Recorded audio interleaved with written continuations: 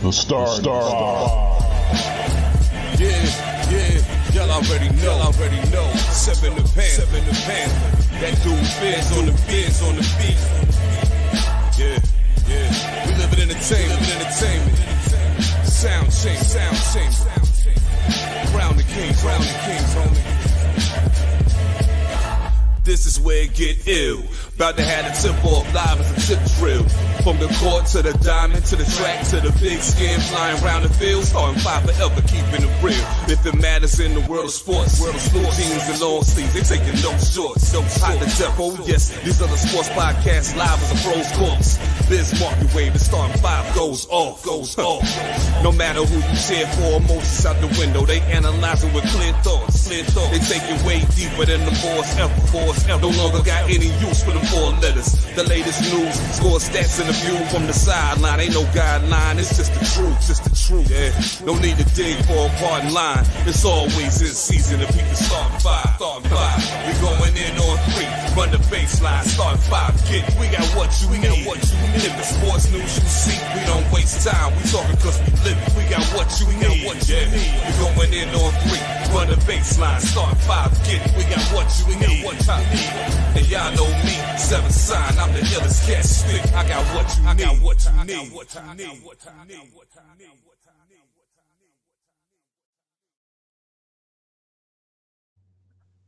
Oh shit.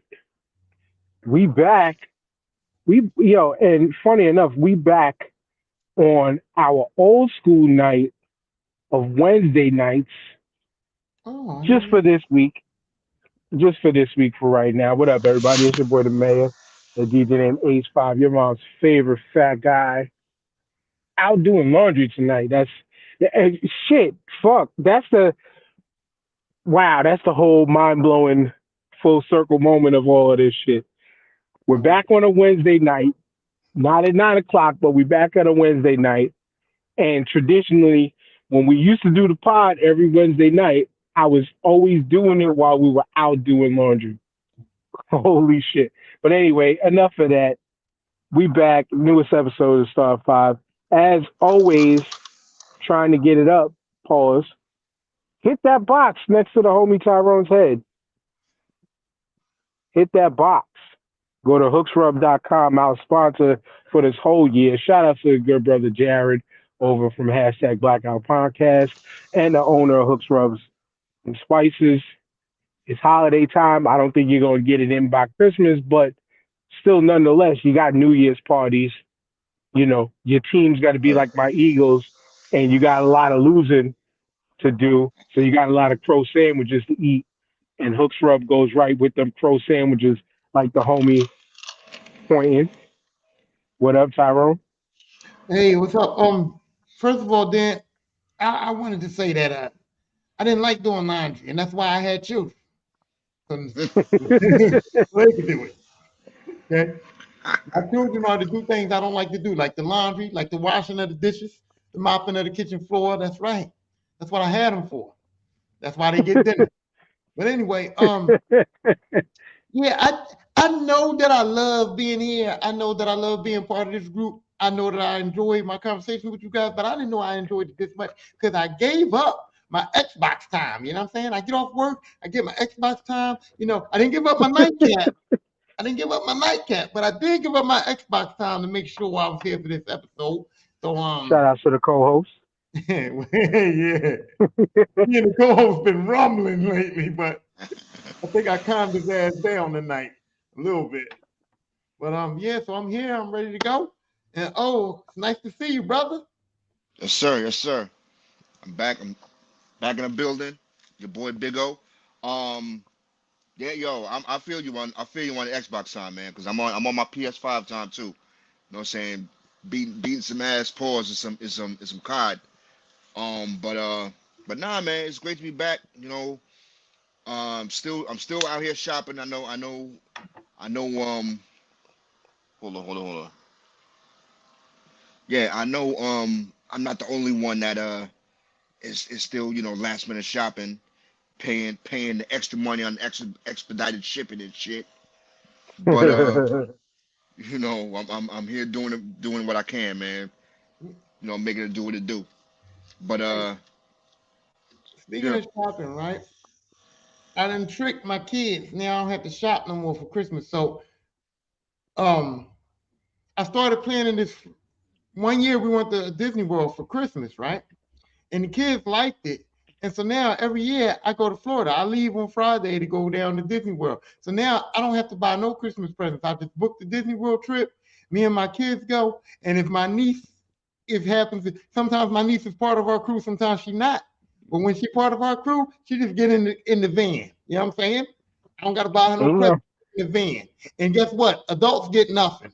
Because my mama's Jehovah's Witness. She don't celebrate Christmas. And anybody that ain't my mama, look, you grown. You get nothing. And So the say you kids, Jehovah's Witness too. he So jump in the van and head on down to Florida. And everybody else, I'll see you when I see you. wait. So going to Florida, going to Disneyland is going to Disney World is cheaper than buying gifts? No, it's not cheaper than buying gifts, but it's way easier. I just booked the Florida trip. I booked the tickets for the damn park. I drive down there myself, and I throw all the kids that expect gifts from me get in the van. That's it. I don't have to do no shopping. I don't have to do no questioning. I don't have to do That's a no fact. asking. I don't have to do nothing. Get the fuck in the van. Let's go on this trip. That's your present. I mean, let's keep it real. That is kind of dope in itself. That's the gift, like But you know what? They do. I'm sure they do get to a point where it's like, come on, Dad. We know this is every year. You gotta throw them a little something, or at least you buy them something at the park, probably. I mean, you got to get the souvenir. Whatever the souvenir is. You know what I'm saying? So yeah, they get a little. I was here T-shirt or some shit, little plushy toy. I get them some shit at the park, but I'm just saying I don't got time to be like doing no shopping. I don't got time to be ordering shit online. You see shit at the mall every single fucking day, right? And as soon as one of your fucking kids want it, it ain't there. And I haven't Right. got time for that shit. So Mhm. so yeah, I got my son, my my daughter's son is fucking 19 now, and he was basically like, I ain't falling for that fucking Florida trip. And I ain't going with them little young kiddios no more, neither. So I had to fuck around and find out what that motherfucker wanted. But other than that, I'm cool. Get in the van, let's go. But yo, I get it. I get it because nothing beats memories at the end of the day. You know what I'm saying? Like, I mean, we know that because shit, we spend half of our time talking about memories and shit on the podcast. But nothing beats memories, man. So I get it. You know. Man, listen. As a Christmas baby, them tangible things that you can hold in your hand beats memories sometimes. And like you said, we talk about a lot of them memories on this podcast, right? But a lot of them memories are attached to something that attaches to our hand. You know what I'm Yeah. saying? Like so. Yeah. I'm again the Christmas child. I totally get it as far as the whole gift giving thing, shit like that. Like, I suck at it in a way. And again, I'm the Christmas baby, but I kind of suck at it. That's why, for the most part, like, I give my wife the money for the bills and stuff like that. And then when it's Christmas time, yeah, once I give her the bill money, whatever, she handles the Christmas shopping. Like, she buys for my daughters, unless there's some shit that it's like I know I gotta get them, like that I want to make sure we get them. If I could get it, I'll get it. You know what I'm saying?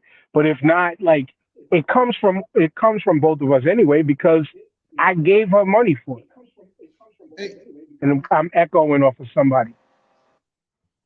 I don't think No, it's I me just because had to I'm turn not. off the Alexa. My fault. Oh, All Nah, good, it was all me. good, all you know good. another But yeah, another trick I learned too.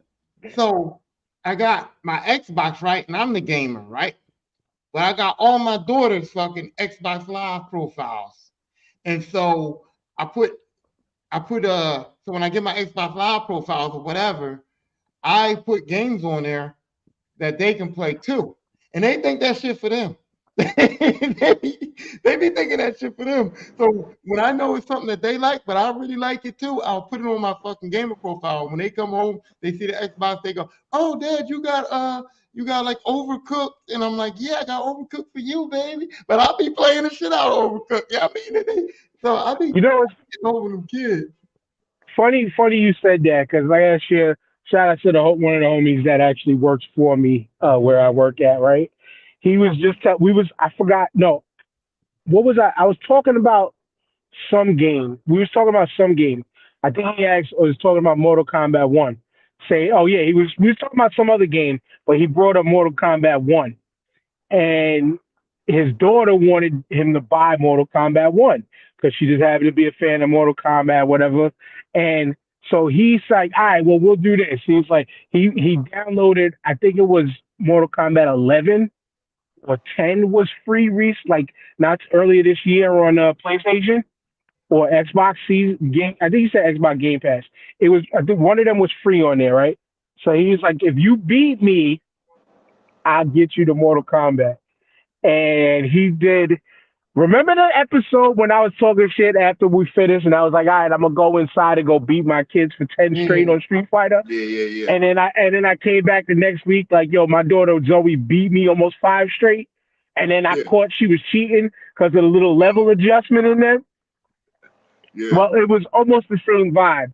He was like, yo, she kicked my ass the first match, and he was like, yo, I told it. Oh, what it was he had a green mask over his face, and I was like, oh, what are you coming in looking like Reptile? And then he was like, yo, speaking of fucking Mortal Kombat, and then he's telling me this. He's telling me his daughter kicks his ass, and he was just like, yo, I forgot how Reptile used to be my character, but then I had to go play with Smoke. And I didn't realize how much I liked Smoke because I whooped her ass. Like he was like, after that first loss, he said after that first loss, I went in and I just straight busted her ass for like a good 4 or 5 matches straight. Legitimately sent her to bed crying. Parents, sometimes you gotta let your kids learn the hard way, especially when it comes to these video games. And he was like, yo, I whipped her ass so bad I sent her to bed crying. But then I was like, I know what you did, though. I know what you did.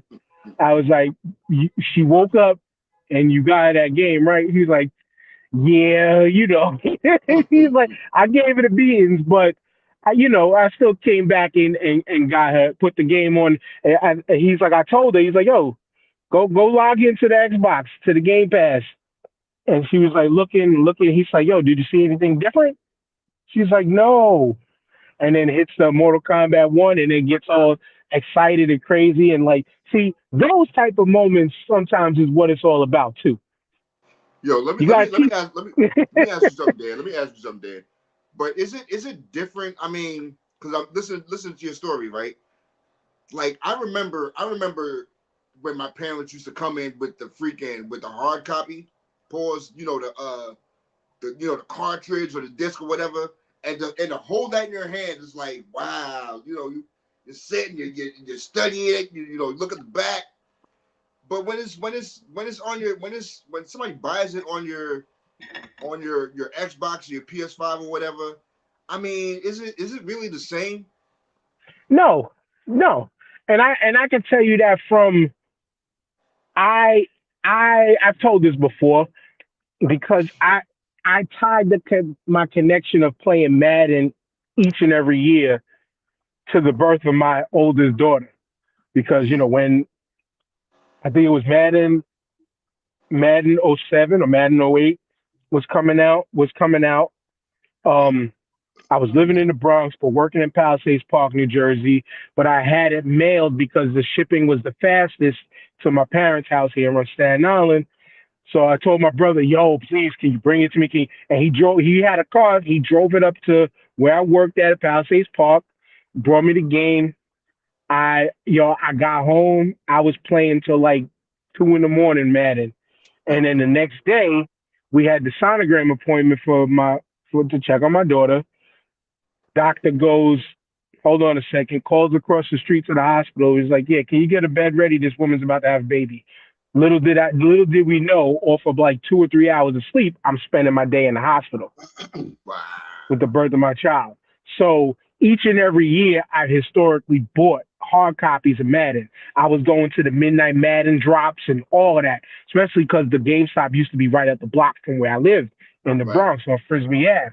So I used to walk right up the block to get the Madden, be ready to play, every year. And then one year, because I couldn't get to the stores, but I was like, you know what, fuck it, I want to get it. I did the digital download. So that's 1 year of Madden I don't have a hard copy for. And then I think I might have taken a break. I might have skipped 1 year because I didn't have the PS5 yet, and I already been disconnected my PS4. So I think I might have skipped 1 year, but it's not. It's definitely not the same. Like I just tied all that together to say it was the experience to go get the disc, to go get the box, and let's keep it real. From when we grew up with video games to now, getting the CD and getting the box ain't the same because Not the there ain't same. no more instruction manuals. Yeah. The artwork is like whatever. You know what I'm saying? All you're getting is all the freaking legal notes and warnings on the other side of the covers. Yeah. And that's about it. And then You when you know, buy in like a sports title, you're really collecting for the cover. Just the yeah. cover art now, not everything else. I think just the hype of yo, I bought it before it sold out. You know what I'm saying? Like it's just that too. Also, man, plays a part. Go ahead, Tyrone. I'm sorry. Well, going to the Madden fucking midnight releases was cool because in my head I was like, look, I'm gonna have Madden before the homies. You know what I mean? And I'm gonna be playing Madden before the homies. So when the homies the next day go, oh, I'm playing Madden, I was like, I played Madden last night. You know what I mean? So that was a flex, bro. That was a flex. Yeah. But here's the difference.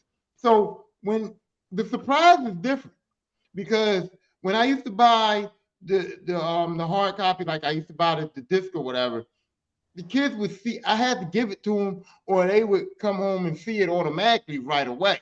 Whereas now, when I do the digital downloads, they don't know, and I don't say shit, and they go in and they go to the game thing to go play whatever game they want to play, and sometimes they don't even notice it, and then after a while they'll be like, they go back, and then the game screen comes up and all the games pop up, and they're like, wait a minute, what's that? You know what I mean? So the digital download surprises them in a different. Yeah. And so it doesn't really matter because soon as when they go on that screen and they see the game that they wanted and it's on that little box on the digital drawer, they still get that warm fuzzy feeling. And then they turn their heads and they look at me and I go, I act like I don't even know where it came from. I don't know. Fuck. And what Tyrone mentioned is like that's the difference in generations because the kids now don't really. It doesn't matter if they get the disc or not, as long as they play in the game. Like for us, it was the difference of the adventure to go get it.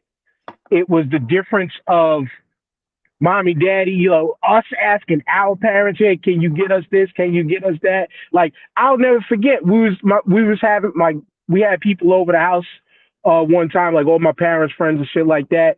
And my father felt generous. Was like, hey, do you want, like, I'm gonna run out. Like, you want to get a new game? You want me to get you a new game or something? And he was like, yo, get us Mike Tyson's Punch Out, please. Get us like this is like Punch Out. He was like, yo, please get us Mike Tyson's Punch Out, if you can. And then if not, then whatever. And he was like, went to the store. He was like, yo, they ran out of Mike Tyson's Punch Out, but here's Top Gun. And it was like, we was a little disappointed, but we rocked the shit out of that Top Gun after that. Still to this day, one of the hardest things to do in that game is to dock that plane to fuel up. But it was, but it was a part. That game, man. But it was a part of like a generational difference of, yo, we fucking we had the disc, we had the cartridges and the things and the physical media that we had to. Again, we're the generation that you had to play the game with the cartridge. Like quick before, shout out to Brian. What up, Brian? Real quick before y'all go again. And then Curtis says the only downside of the disc is you can get scratched, slugged, etc. True indeed, But most of these games nowadays, you still got to download the shit into the system. Yeah. Yo, remember? Yo, do y'all remember? I'm sorry, Tyrone. Do y'all remember when they? I think it was. Well, I'm the PlayStation dude, so I don't know PlayStation. But when they first started making that transition to download, I remember me personally. I can speak for myself. I was like, oh, I'm not. Yo, fucking download. I'm not doing it. I'm sticking with the hard copy. I'm sticking with. And as time went on, I was one of the last dudes, man, to switch over. Real quick, Tyrone, before you go, because the one thing I want to add on to that, the difference in the importance of owning the physical media was just shown by way of, I believe, Sony. And I think there was some deal that was changed in their things where, what if I forgot what if it was Sony or somebody else, but like if you downloaded movies on their thing, I think it was a deal that they might have had with like Warner Brothers or one of these movie companies. If you bought it and their rights, like the two companies like working together contract was up, you lost the media rights to whatever you downloaded. So you couldn't go back and restream whatever you paid for by download. But that's like, and it comes. I don't want to segue too far because I know Tyrone wants to make his point, but like that's why some people still make it points to buy physical media and like music and things like that because you can't take away my physical copy. I can still play this till eternity, till it wears out. Yeah. I can still play this. Meanwhile, if you download those different laws and bylaws and shit that in the privacy agreements and all of that we skim through just to click acknowledge, that we just to click acknowledge so we can get to the fucking game, we can lose all of them shits. You know what I'm saying? Go ahead, Tyrone, my bad.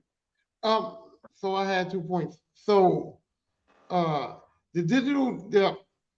was one of those too, because when I first started buying video games and doing all that, GameStop had an awesome system for turning in old games.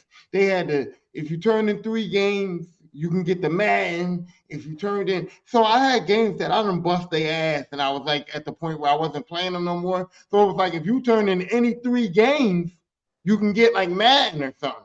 So it was like I had 3 games. I had 3 games sitting around that I wasn't playing at all. So the 3 games turned in, get the Madden, it was like banging. So I had the hard copy, so that worked out. And then GameStop got fucking ridiculous on the fucking game trading. It's I like was about to say, dude, I buy a game for $60. I buy a game for $60, not like it, take it back 2 weeks later, they talking about $37. Bitch. Word. Yo. Motherfucking weeks. Yo. Not to cut you. Did you see the recent video of the guy who tore up the GameStop because he bought Fallout 76 and it was a shit game? And because he tried to bring it back to GameStop, like, yo, I only played it for a day. What are you talking about? I could only get trade-in value. And that's their shit policy. And this motherfucker destroyed racks. Because Because here's the thing, Dan. I didn't even mind it. I was like, okay, it devalues. That's fine. You want to give me $37 for a game I bought 2 weeks ago? That's fine.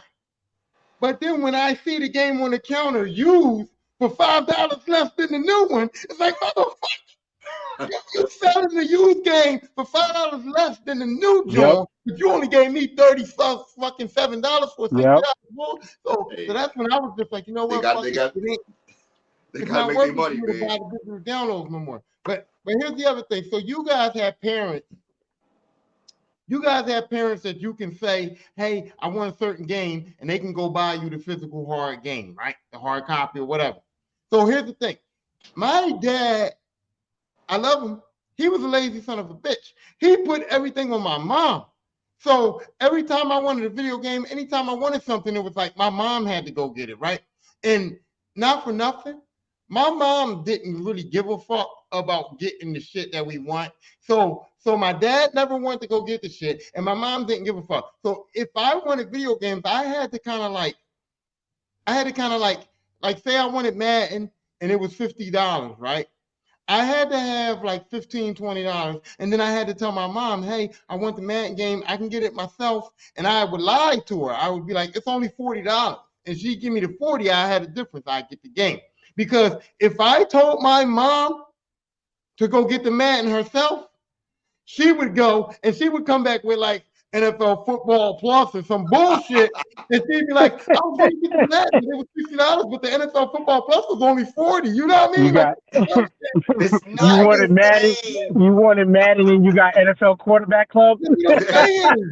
My mom would be like, this one was cheaper. And then they'll be like, Mom, I said fucking Madden, and it's like football is football. And now, you know what I mean? So I used to have to like have some of my own money so I could make up the difference from what my mom was willing to fucking pay, because my dad was such an asshole that he would just send my mom to the store knowing she gonna fuck it up. Facebook user, first off, who are you? Go to StreamYard.com/Facebook so we can, and just sign yourself up so we can see who you are. But you said you got 100 games that my son left here. I want to cash them in. Before you cash them in, let us know what them games are. We might be able to take some of them off your hands for you first. Fucking ain't right. Fucking ain't right. But yo, man, I mean, this is just, man, this is why, like, 100 games, he gonna get like $12. What's up, Boogie? What's going on, miss? Boogie. But yeah, man, freaking, yo, this is why I love like our age group growing the way we are, because we said it from when we was younger, when people used to be like, oh, video games is just kid shit. No, no fucking way. This shit is staying with us until we gone. This shit is staying with us till we gone. Yo, Dad, it's funny. I was playing Call of Duty Zombies last Friday, and playing with this dude, you know, and whatever. And we get to talking, and he's like, yo, you'll never guess how old I am. And I'm like, shit, I don't know. I mean, like, yo, dude, I'm 49. He was like, yo, bro, I got you beat, man. I'm like, yo, I'm 56. I'm like, God, and yo, he's levels past me. I'm here trying to keep up with him. You know what I'm saying? And I'm like, God damn. I mean, I know who you are, Miss Boogie. Yeah, no, that's dope. But that's what I'm talking about. Oh, like, it's shit like that. Where, yo, we're going to be if we live to see that day, we're going to be fucking 60, 70 years old, still trying to get the newest system. Yeah. I don't know about y'all, but I'm still going to get whatever the current gen system is. I'm going to start asking my daughters, get me this for my birthday. You know what I'm saying? Fighting carpal tunnel. You know what I'm saying? All that shit. Dude, you know what, though? That narrative amazes me. When you know what's crazy about the narrative that video games is for kids, right? It's like everybody spins that narrative. Oh, you too grown, you too old. Video games is for kids, right? And then they go, oh, Grand Theft Auto shouldn't be out because kids can't play that shit. So you know that these companies are making games with adult content for fucking grown ass men. And I don't care if you're 25 or 55, a grown man is a grown fucking man. So right. If companies are making games for grown men, then why do you think that there's a narrative that video games are for children? It's obviously a market for grown motherfuckers like me who play video games. Yeah. They make them for grown folks. So it's like, Boogie, here's what you do, Boogie. My bad. I'm sorry, Tyrone. Like, oh, video games are for kids. Explain why they make Grand Theft Auto. Explain it. Because it has a parental advisory sticker on there that says that if you are a kid, you legally cannot buy this motherfucking game. Right. But real quick, what's up, TJ? But real quick, Boogie, this is what you do. Boogie. Package them up all together, create a list of the names of the games and all of that stuff, right? No. And just post it to eBay as a lot of games, and you could sell it for one chunk, and you'll get way more money than you would going to a GameStop. No, Boogie, you know what? Because I'm the lister and I'm the man. Here's what you do. Send that shit to me on Facebook. My name is Lisper Livingston on Facebook. Send me the shit. I give you $200 for the whole lot. I don't stand even on know it. business. You don't even know what it is. Atari, I I'm fucking about to say, Coleco. you about to get Give me it 100. all. Listen, I don't give a 100 fuck. Sega A Genesis fan games. is a fan. If you're a fan, I got the hook up. I can always get rid of games. Any system. I'm a gamer. I got people who play every fucking thing. So send me the lot, $200. I got the whole jump. That's how Commodore we- 64. Commodore 64. You're gonna get 100 Commodore 64 games. That's $2 a game. You ain't gonna get $2 a game It's at the gonna be GameStop, I promise. yo, big O. It'll be 100. It'll be 100 copies of ET on Atari. Hey, yo, why you gotta hate on me? You know what? Y'all Yo. spend more time, if y'all spend less time hating on me and more time, thinking Yo.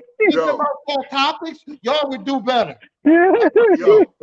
If he fucked around and got 100 ET games, yo, he can fuck around and be the next Jeff Bezos. Right? Them shits is going for like thousands, boy. Did you y'all? Hey, I know. I know y'all seen. Fuck up your hustle. I don't want to fuck up your hustle, Tyrone. I know y'all seen. I know y'all seen the documentary about that, right? That they buried. They buried like the company that made the ET game for Atari, because it was so bad and because sales were so terrible, they buried it in a landfill in Arizona. And then I forgot how many years later they went and did a dig. They went and did a dig to find the spot for where those games were buried, and they found them. And some copies were still in full condition. Most of the boxes and stuff were destroyed, but they were still able to find cartridges in the full condition. Others were broken up, destroyed, shit like that over time and all that. But whatever. What up, TJ? Was good, yo. Sorry I was running late. Had to pick up dinner. Wasn't ready when I got there. A little tight about that, but I'm here now. All good, man. I'm saying though, did you get me something though, bro? Nah, you didn't put in. Damn, I'm not worth for fucking Popeye's chicken sandwiches. I might have an egg roll for you. You said you didn't pay this 40, homie. He come in late and kick me out the hooks box and don't have no food. Y'all about to say, yo, TJ, I don't think I've ever seen you inside, man. You have it. This is old school. Like I said, this is old school Star at 5, yo. This is old school Wednesday nights. Old school Dan's doing laundry Wednesday nights. This is how we used to do it, but we used to do it like 9 o'clock.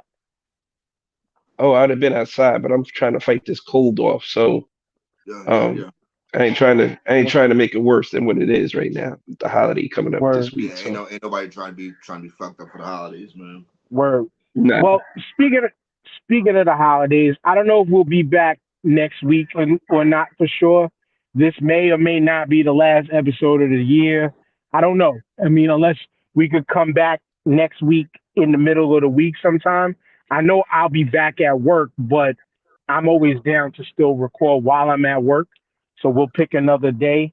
So we just got some random shit to just talk about tonight and all of that stuff. You know what I'm saying?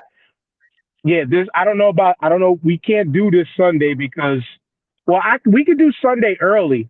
I mean, I could do Sunday early before I have to go to my in-laws and all of that. But for Christmas Eve, and everybody knows what Monday is. So, it's 11 motherfucking days to the end of the year. We can get one in 11 days. No, yeah, no doubt. At least one no more. doubt. But we could talk about that behind the scenes. But for tonight though, like we're gonna bring up some shit. Like I'm gonna start it off with some shit that we were supposed to bring up last week, but we had a dope show that nice tight hour real quick last week that was really good. But I'm gonna kick it off with the question I wanted to ask last week. This is back to the world of rap.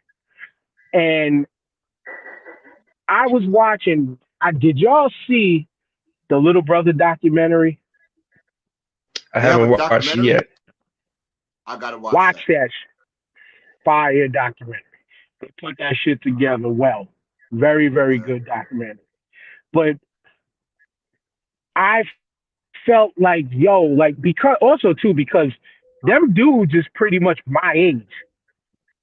Like, I think Yeah. Fonte was born a year before me. Big Pooh might have been born a year before me, if that, I think, or it's the same year, but earlier in the year. You know, I only made 16 into '79, but I felt so connected to them. I felt so connected to Little Brother, where it was like, yo, what groups out there? And I did say five, but we'll pick three to keep it easier. But what groups, like, do you think, like, represent who you are as a person, and in, like, in multiple ways and multiple sides of you? You know what I'm saying? Like I said last week, like, don't be out here like, yo, Mob Deep represents me because, you know, I used to tote guns. Yeah, if you used to tote guns, then that's, you did that. You know what I'm saying? But like, I was just like on some, like, yo, Little Brother, like that felt like that Little Brother and the whole Justice League situation. Like, that felt like my old crew of friends in a way. But once we got to the level of, we were DJing and shit, crew type of friends, doing the music type of shit. And then they literally just felt like dudes that were like just like me in a way, you know, with the exception of they got girls. I did it in that era, but like I felt like I like Little Brother, and like I felt connected to Little Brother in that way. And then, like I briefly said last week, like MOP, why they connect with me? No, I wasn't no hardcore street kid, I was about to but say. but in a way, they represent the side of me that I know is in there, that I never want to have to flip that switch on to somebody. You know, you get what I'm saying? Like, I I get never what ever want to have to You flip was gonna that be switch and fucking you lose gonna it be a on sidewalk somebody. representative? Oh no, I mean like just how mash about a some motherfucker, hardcore? get at that motherfucker type of dude. You know what I'm saying? Like that. What y'all niggas was supposed to have beef? You know what I'm saying? Like the angry side, the aggressive side. That's who, you know. And then it's like those were the two that hit the tightest with me. And then it was like, yo, like it's like Wu Tang kind of represents like the multiple styles and multiple things that I could do in my life. You know what I'm saying? Staten Island, of course, you know, shit like that.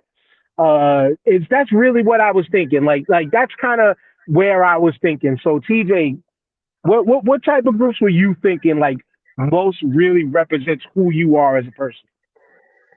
So I was lucky enough to grow up with a very diverse group of friends. So my main core friends was more like tribe and like the whole De La native tongue family style, but also hung out with some kids who was boot camp. You know what I'm saying? Like BCC boot camp clique. But then I knew I didn't hang out with these kids too much because they was wilding. So that was more MOP, G rap. And you know, I only hung out with them a few times ever because I wasn't trying to get into the shit they was getting into. But it was mostly Tribe and like De La and Black Sheep type vibes. But between them and my other friends, it was more like boot camp clique with Black Moon, Smith and Wesson, um, uh, Helter Skelter. I knew I was cool with kids on both sides. It was funny because we could never all hang out together. Those were two groups that you should just never see together. So you had to pick and choose who you was hanging out with on a Friday or Saturday. So Now, word, those are the word. two that like those are the two that related to me the most. When I was growing up, it was just like it was because I was on the block, but it was like mostly Run DMC. And like all my boys was like all Run DMC out back in the day. So, but like as I got older into high school and college, it was definitely a mix between Tribe and Boot Camp Click. You could have merged those two together, and you would have had a collage of who I hung out with and my friends for most of my late teens to mid 20s, early 30s. Now we grown adults. We all laid back and living our best lives now. So that's where it related to for me when I was coming up. It was a good time. It was a good time So for sure. a a little bit of flower power, but that don't fuck around and think it's sweet. Exactly. Exactly. Nah, we were Exactly. same tip too. Tyrone, who do you Um, think personally represents you? well, here's the thing. So right off the bat, soon as you asked that question, Wu-Tang Clan popped in my head, right? But here's the problem with the Wu-Tang Clan. Wu-Tang Clan is kind of like the cheat code of this question because you had Method Man who was just like about getting high and having fun. You had ODB who was crazy. You had RZA who stood on business and was really about business. You had Ghostface and Raekwon who was about the fashion, you know what I mean, the dripped out wallabies and all that. So Wu-Tang Clan could technically work for anybody because Yeah. they have so many of them and there was so much different shit that anybody can incorporate themselves and find a spot in that group. You know what I mean? No, So and I'm with you on that, but that's part why I picked them because again, for I'm talking the question of representing yourself, not just the who you was around and all that, but like the representing yourself. And me being somebody who I played football in my life, played baseball, I played baseball. I used to be able to play whatever sport that came up. We used to make shit up. I DJ'd, I made beats. I did photography. I did videography. I almost got up to nine fingers. We just did video games. Like I could do video games. I'm a hell of a fuck. Like I pick Wu Tang just as a representation of the multiple aspects of myself. So I feel you though, but it's a good point. so you said You have five for so Wu many Tang. styles. You said five for Wu Tang was in my five, but since you narrowed it down, I could take Wu Tang and throw them to the side because anybody can pick them. So the two I'm gonna say is D12 because I grew up where, like I said, I got a white brother. You know what I mean? And we was clowns. We was on some real clown shit at a point in time. And he was the white boy, and I can bring him around all of my black friends, and he fit in, and and it was like the D12 vibe where Eminem fit in with them, and he can hang out with them in the black crowd and fit in. And like I said, my white brother did shit that we did. It wasn't a cultural. We didn't have that cultural disconnect. You know what I'm saying? Like if I brought him to my hood where it was all black folks, it was a vibe. If I went to his hood where it was all white folks, it was a vibe. So it was like it kind of brought me back to that D12 thought where like he's a white boy and he's with us and we're all black, but he can go to the hood and I can and Same, me and all of our crew can go to his hood too. And it same. wasn't a situation, wasn't a conflict. So I kind of feel like with D12 with Eminem and they was rapping, and it was kind of like that kind of vibe. The other group for me, oh, I got two more. So the other one was the Lox. Because when the Lox put out that We Are the Streets album, I ain't gonna lie, at that time, dude, I was on that vibe. I was on that. There was a time in my life when I was on that wild out shit. Like if a nigga step on my goddamn shoes, I'm wilding out, dude. And I was on that. And so when Locks put out We Are the Streets, at the time that that album came out, I was the streets, dude. Like I was like, look, if you step on my, if I got some fresh Timbos and you step on them, We have there's some a problems. problem's going to occur, dude. I was wild. So I had my little wilding out stage, and I had my little, I've been on the block, you know what I mean? So I kind of We Are the Streets lot was kind of like the lifestyle that I was living at the time when that album dropped. And the last one was the Fugees because I don't know how y'all crews work, but every group I've been in always had that one ride or die bitch that was with us.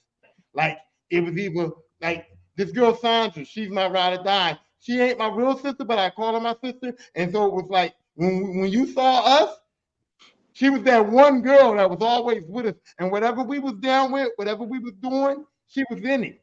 You see what I'm saying? And so that's where the Fugees come in, how they had two, how Lauren was with them, and Lauren could rap with them. She could stand her own ground with them. You know what I mean? Actually, she was better than them, to be honest. But so I kind of feel that Fugees vibe because I always had a girl in our crew. Every crew I've been in, there always was this one chick that was there that was like, I'm with y'all, I'm vibing. So that's where I'm going. Yeah, you brought me back with a lot of that shit because in the old neighborhood that I sit in right now, my brother to this day, Danny O'Sullivan. Well, you don't know no Black O'Sullivans. I don't know if anybody knows any Black O'Sullivans. But like growing up, when we was all playing together, his sister Catherine, my sister Catherine, was right outside with us. Me, my brother, him, her, like we was four of us four, and we were. Irony was me and Danny was the same age. Catherine and Darren were the same age, and so we was like that crew too. You know what I'm saying? Plus, you could say he was kind of the Eminem because when we got to like the high school and stuff, even though our groups rolled together, just mixed, we were always kind of mixed to a point. You know what I'm saying? So you brought me back with a lot of that shit, and then especially in high school, because track team we kind of rolled as a family. So if the guys was together, the girls team was usually with us too. So we had a whole team of Lauren Hills that was always chilling with us. You know what I'm saying? Like we always chilled. You brought me back to a lot of shit that I went through. Oh, Yeah, nah. I'm agreeing with you a little bit, Dan. MOP for one. MOP, same reasons, man. There are times where I will find myself put in a dark place and you know black out and do say crazy shit that maybe 10 seconds later I regret. And so yeah, MOP for those moments, for that shit. Um, but most of the time, tribe, tribe all the way, man. I grew up. Most households grew up listening to 80s R&B, 70s R&B, 60s Temptations, whatever. Nah, my house was strictly Eric Dolphy, Charlie Parker, a little bit of Dizzy, a lot of Thelonious. you got the Um, jazz, huh? You got the yes, jazz. yes. So Low End Theory, man, was my magnum opus, man. That's what I remember listening to on Q43 going to school, to and from school. That's what I could mostly relate to. Fife, loved Fife because Fife used to rock the jerseys and all that. So I related to him and his style. So yeah, man, those two, man. Tip and Fife, man. Those are my guys, man. It hurt me when they said this was the last album. I'm like, please, Fife isn't here, but y'all can still make music. But I understand. I Yeah, understand. I would pick Tribe, but Tribe is too easy for me Now, because same, just like all you TJ, like that was like same vibe too. Like just it was like a crew being in crews of dopeness. You know what I'm saying? Mm-hmm. Being in so versatile crews of dopeness. Yes. so here's my problem with Tribe, right? I would never pick Tribe. Not in a million years, Tribe would never make my list. And here's my hold on. Here's my problem. I love Tribe as a rap group, right? And I could go in my house and I can vibe out with Tribe. If I was in the crib, Tribe was my shit, right? But outside though, the way I came up, I never was chilling. I was never on chill. So Tribe was not my vibe outside. Like outside, I'm aggressive. Y'all know I'm aggressive. So outside, dude, I was always aggressive. So Tribe was never my vibe. Now in the crib, Tribe was rocking, but outside, I wasn't about to be like chilling. I was always on some, let's go, let's get it, let's do this shit. So Tribe could never make my list far as like who I am outside, yeah, when I went to the crib, yeah, I love Tribe. Low End Theory is my shit. I vibe with them, but outside, I couldn't be on like the way I grew up. The soft shit was gonna get me fucked up. Ain't no doubt about it. So I had to be more like on some MOP shit, on some hype shit, on some, you know what I mean? I couldn't be Tribe. I could never be chilling because chilling we get your ass whooped. So so Tribe couldn't make my list because I couldn't be that dude because I get fucked up. Well, let's keep going. Let's add them other two because I already clearly said like Tribe would be the other one, and then like I'm forgetting the underground side of me.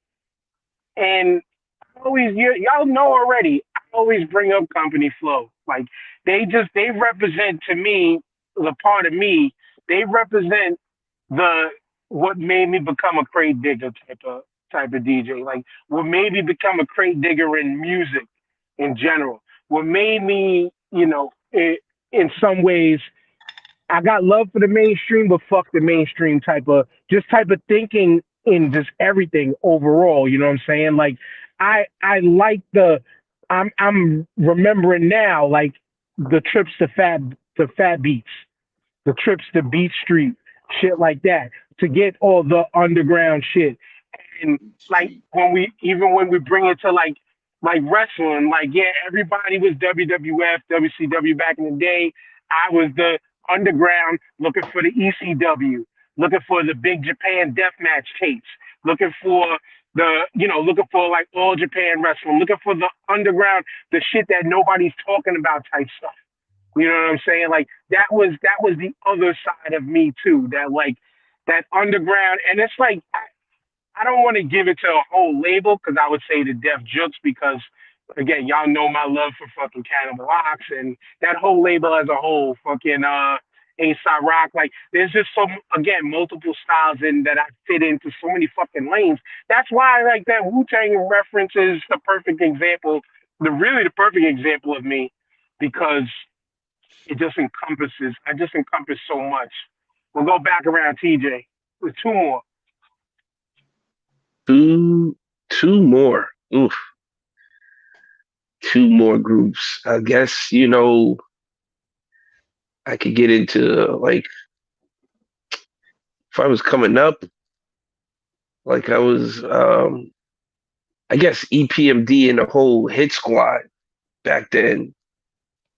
Um like like Lisbeth said, like in seventh, eighth grade, we was doing wild shit, running around all crazy, 14, 15 years old. We didn't know no better. You know what I'm saying? We just running in the hallways, making noise, wrestling all crazy, throwing people down hills and shit like that. So that What?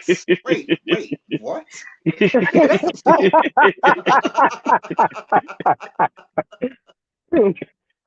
You just got slide in. Can't think about money, Yeah.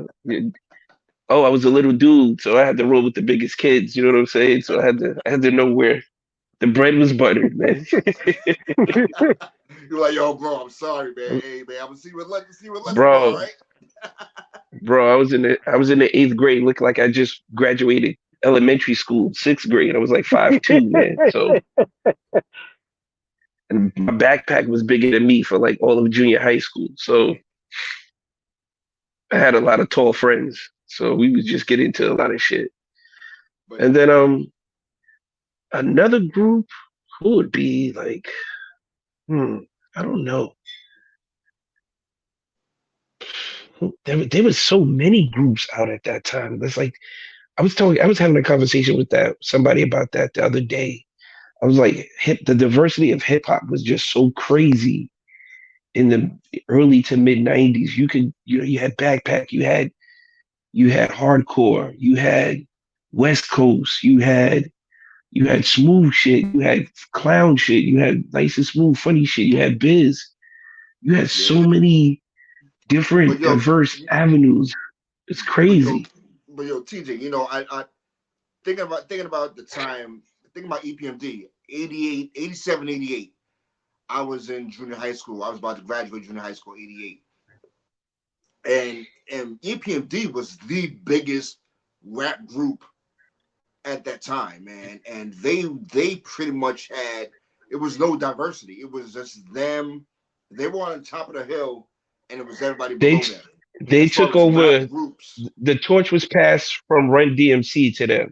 That's Yes, how it was. Like it yes, was Run yes. DMC, then EPMD, and then everybody else. All those super duo groups were like following We after gonna that. get to the hip hop conversation in a second after this because I got a question for y'all too. But this is represents you as a person. Don't Yeah, forget that. Mm. yeah. Nah, EPMD and like the whole hit squad. Um, I remember me and my boy when we first heard Redman, we could relate to half the crazy shit he was saying at the time. So yeah, yeah, it was like all EPM. Oh, you know what? I take it all back. Take it all back. You know who related to when we was doing wild shit?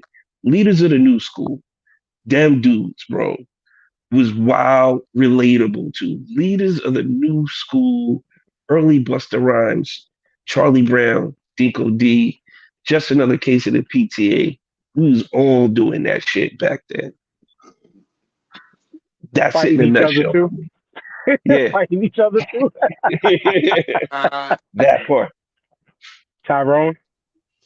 Um, so I'm gonna say Bone Thugs and Harmony because there was a time when I first discovered marijuana, dude. I was doing some Bone Thug shit, like some oh shit, like I want to sing, you know what I mean?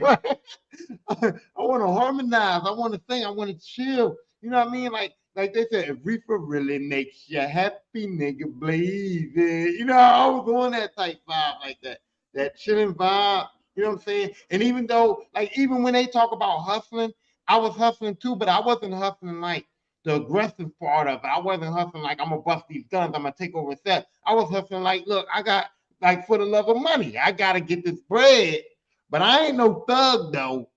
I'm gonna get this bread, I'm gonna get high, I'm gonna chill, but I'm still out. I got them rocks if you want them, but give me a 40 and a blunt, and I'm gonna be chilling right here. You know what I mean? So I Use was on use more bones in harmony than thugs.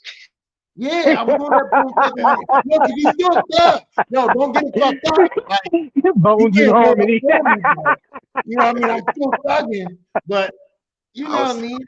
I'm chilling though until you you were still roll up thuggish and you thuggish. like you can fuck around and find out if you want to. Cause I had these hands and I had them things. I was a dual threat, you know what I mean? But you know what I'm saying? So the Bone Thug vibe was in me. And the other thing, I was on some Dipset shit. I ain't gonna lie. I was on some Dipset shit because there was a time when Dipset they wasn't really good rappers, but they had the fashion and they had that swag. And there was a time where like when I was throwing on like Dickies wasn't really fashion, but in Philly we was repping like Dickie sets and shit and the Timberland. Dickies was fashion, So and that was West Coast. when I had on the full matching Dickie and my trees, like you couldn't tell me nothing.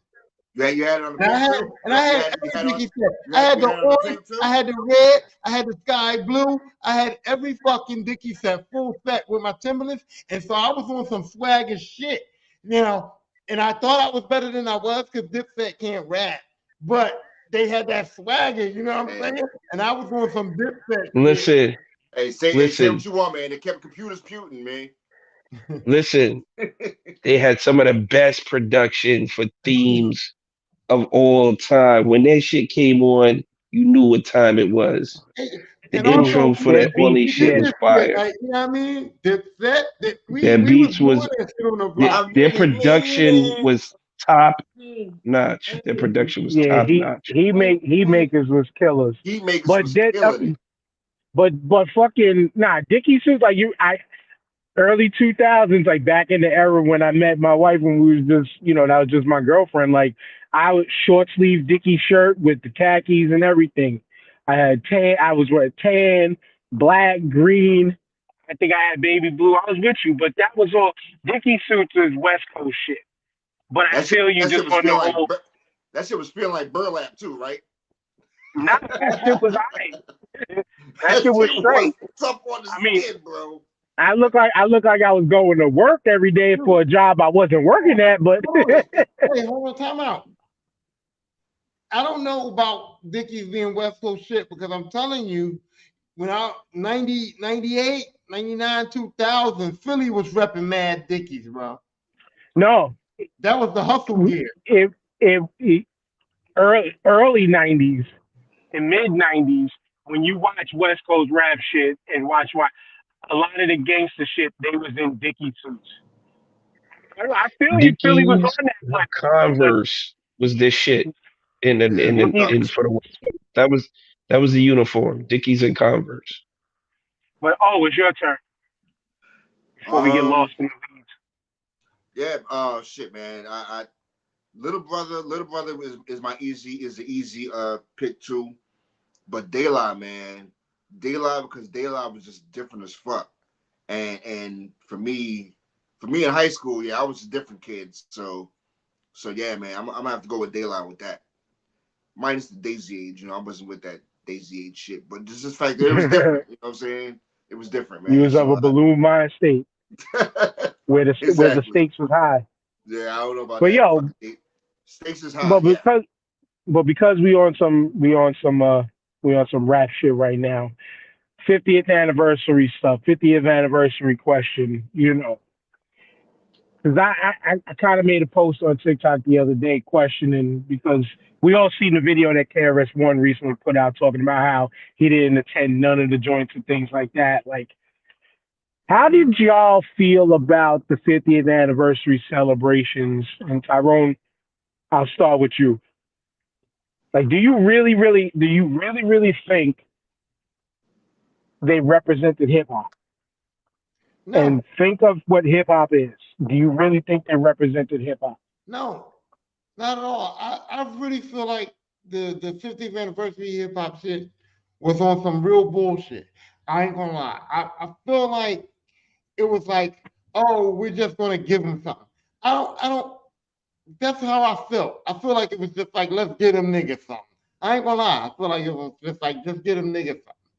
Because it was supposed to be a celebration of hip hop, and it kind of felt like some white people shit. I'm not being racist or nothing, but it didn't make me feel hip hopish. It made me feel like, oh, the white man is giving us something again. They're celebrating some black shit. That's how it made me feel. It was like it just didn't. I didn't get the hip hop vibe from it. I got the white man's gonna acknowledge something for black people again, and that's how it made me feel. So yeah, I wasn't feeling that at all. I didn't feel none of the 50. I didn't feel none of those shows, none of that, none of the celebration, none of that, because I guess because a lot of like the way I view hip hop and the way they were celebrating it was kind of corny to me.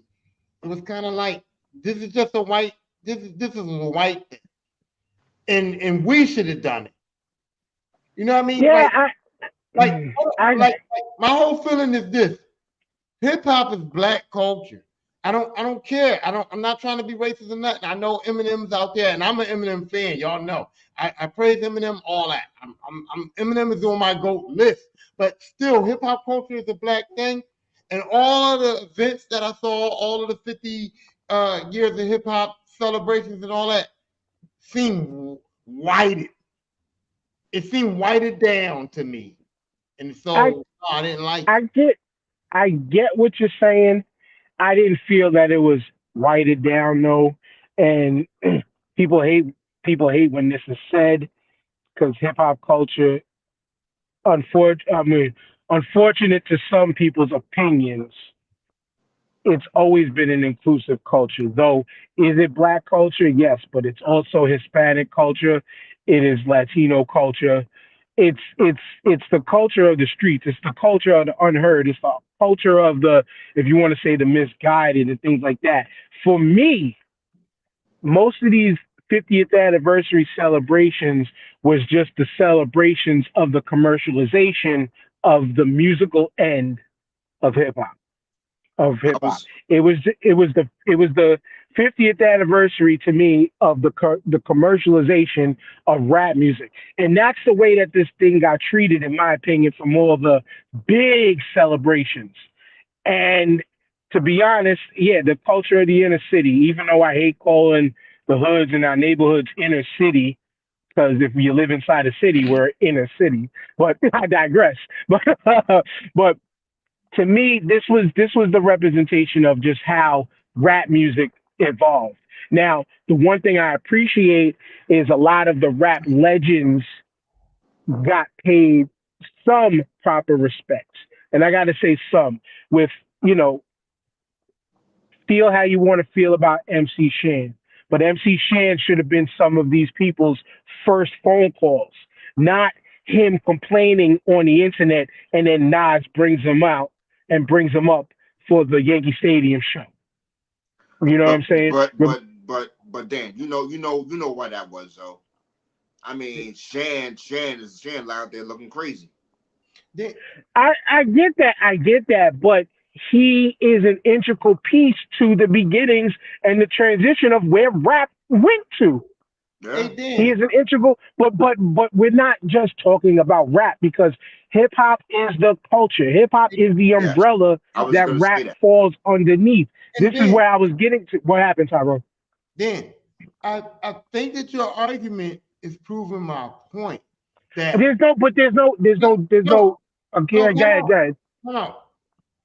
Your argument to me feels like it's proving my point that when you say hip hop, most white folks in white culture only associate hip hop with rap music.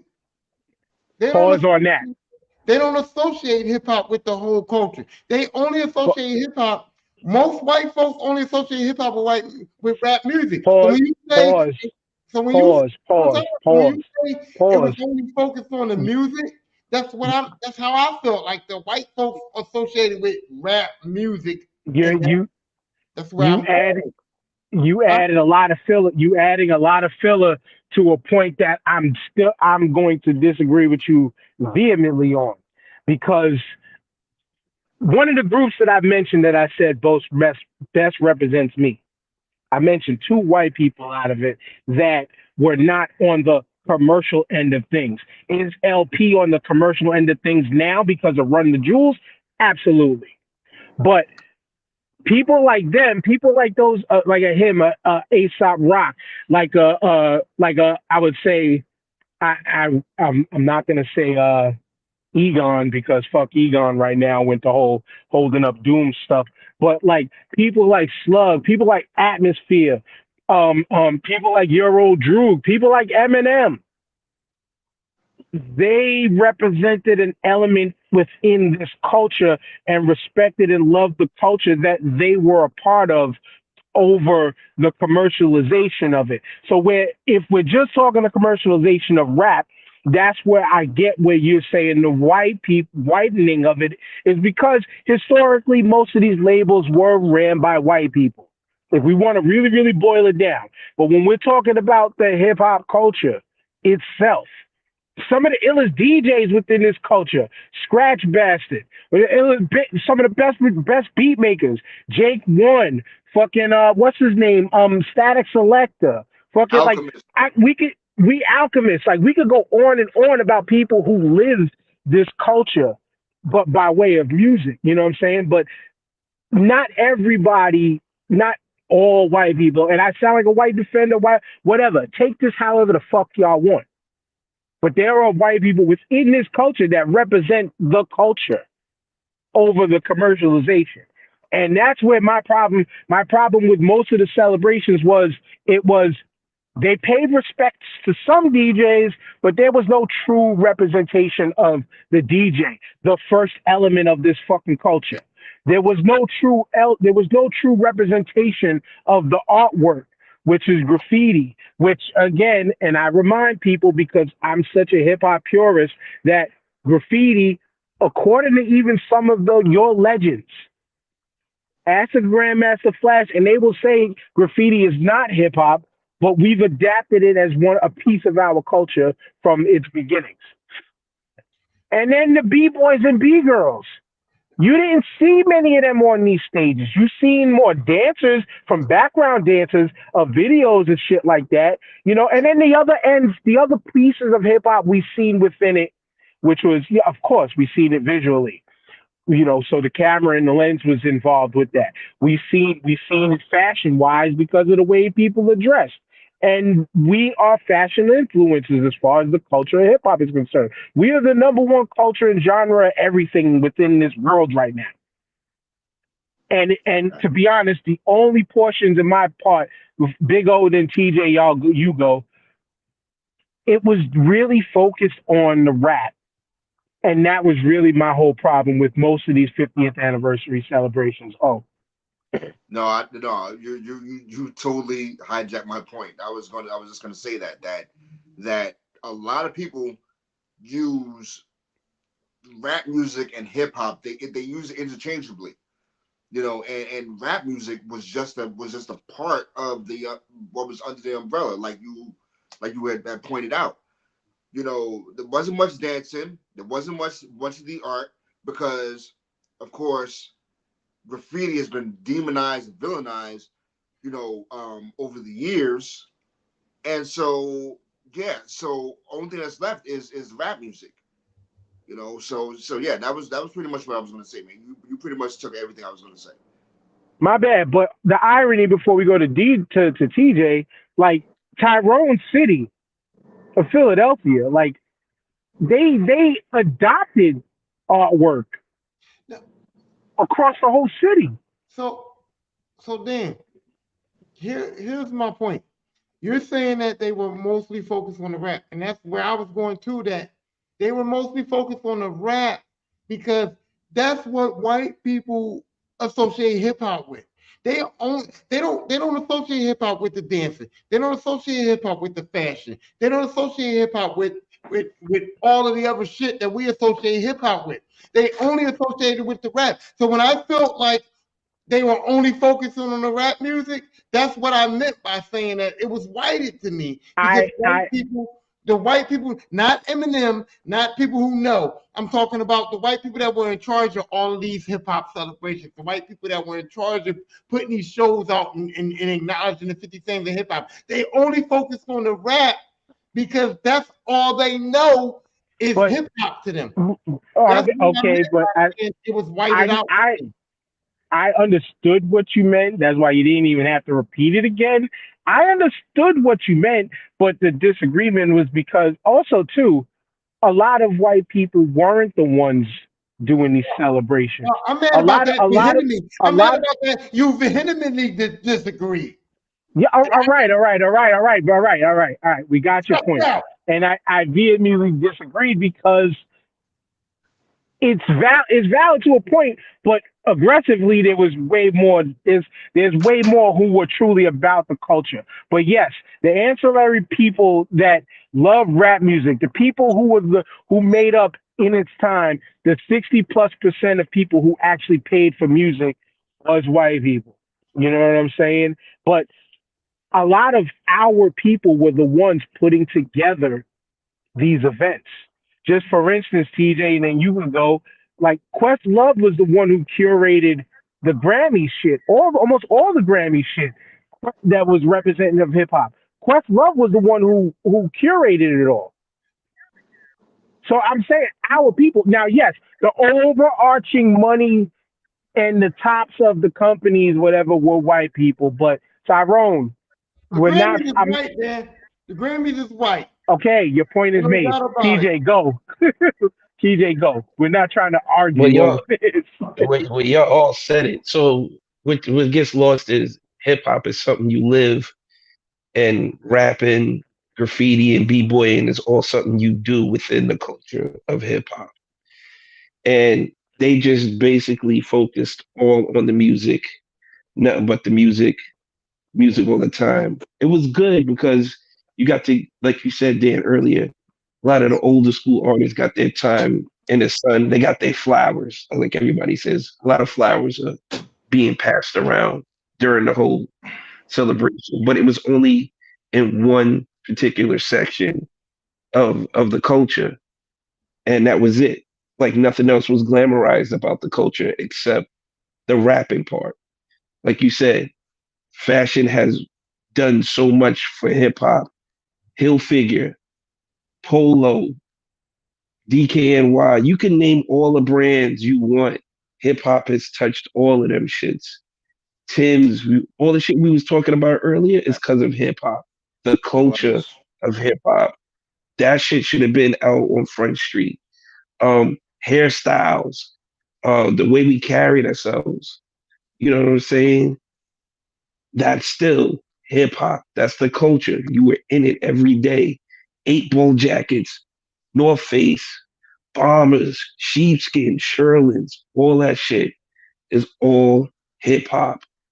40 below Tims, all that shit is hip hop. You couldn't go to certain places without rocking certain shit because it was all hip hop. The word drip it comes from hip hop. Your style is hip hop. You would look at the rappers on the videos and be like, yo, I need that style, I need that look.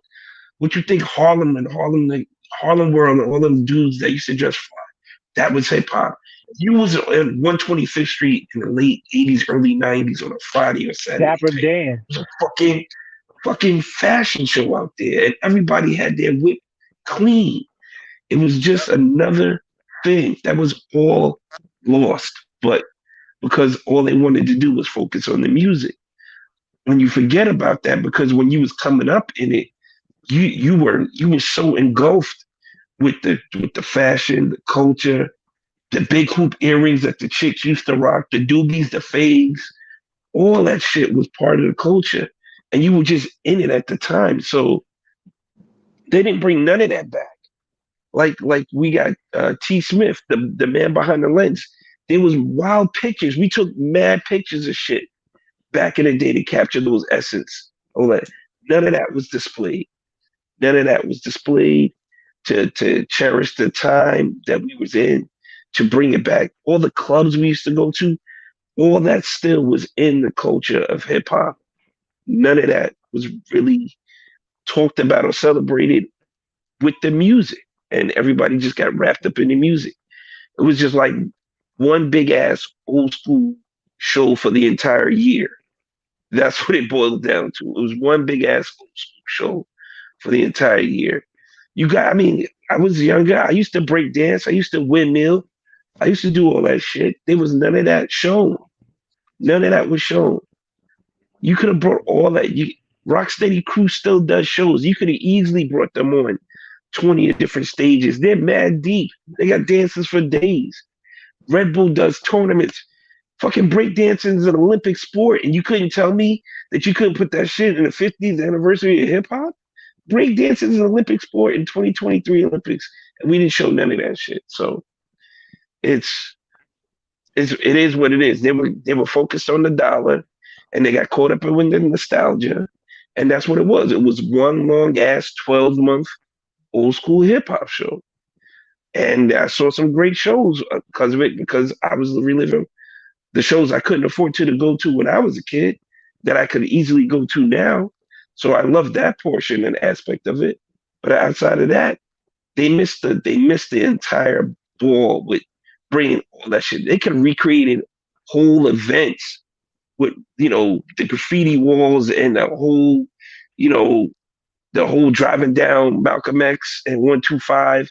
They could recreate all that shit. They could recreate the shit they have in Philly, the plateau, all that shit where people used to hang out at. They could have done functions for all of that, and they didn't do none of that. They didn't do none So of I, that. so I have a question. Whose fault is that then? I could tell you Most of it, it's part our fault. it's And yeah. my bad, TJ. I'm sorry. And part our fault because and I no, I will say part my fault. I will put the onus on me because I created an event and TJ knows about it. And I'm not going to say it all on camera, on video, but I've mentioned this event before. I created an event back in 2015 that I didn't pull off because I didn't have this. And my brothers in 18th DG Media, my business partners and my brothers, I brought it back like, yo, This is the perfect year and perfect opportunity to do this shit.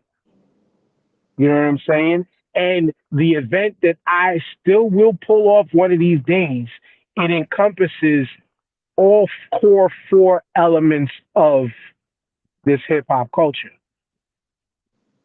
I wanted to make something like that happen. And the issue is I'm sure there was a lot of small, tiny events across the whole country. But what got propped up in the mainstream was the mainstream level of music. The Mm-hmm. rappers, the people who made it to multimillionaires and thousandaires, and the people who didn't record albums but don't get their proper flowers. Which again, that was the greatest part of all of this stuff, to show people who didn't know who a Grandmaster Caz was, who one of the greatest MCs is. You know what I'm saying? Like we still got that. Boogie mentioned in the comments earlier Curtis Blow. Curtis Blow does the hip hop Nutcracker around Christmas time each and every year.